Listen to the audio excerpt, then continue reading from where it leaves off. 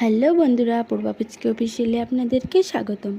তো বন্ধুরা, আমি একটা ব্লগ নিয়ে আইছি, আর ব্লগটা হইল মনসা পূজা। তো আজকে আমি আই গেছি আমার মামার বাসাত মনসা পূজাত। তো পূজাটা হয়েছে অনেক সকালবেলা 6টা সাড়ে 6টার ভিতরে পূজা কমপ্লিট। তো আমার শিলচর থেকে আইতে আমার অনেকটাই লেট হয়ে গেছে, আমি পূজার টাইমিংটা ধরতে পারছি না। আমি এইতে টাইম হয়ে গেছে 11টা সাড়ে 11টা। তার মধ্যে পূজা তো কমপ্লিট, খিচুড়ি, লাবড়া, সবজি, পায়েস, আলু ভাজা সব কিছুই কমপ্লিট মোটামুটি।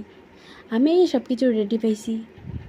আর এদিকে আশেপাশের যত ছোটো ছোটো বাচ্চারা আছে সবাই গেছে প্রসাদ খাওয়ার লাগে।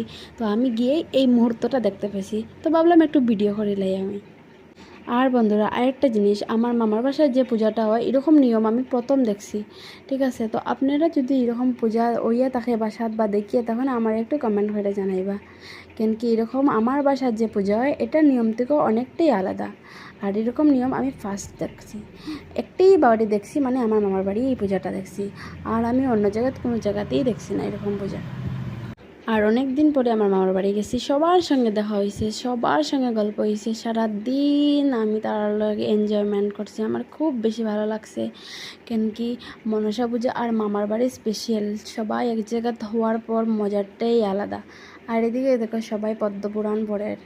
আমি তো বেশি পদ্মপুরাণ পড়ছি না, কেন কি আমি পদ্মপুরাণ পড়তে ভাল লাগে, আমার মানে চৈতন্যপাল বইটা পড়তে খুবই ভাল লাগে। এইটা তো 22 কপি, এর লাগে আমি পড়তে একটু অসুবিধা হয়। তো আজকের লাগে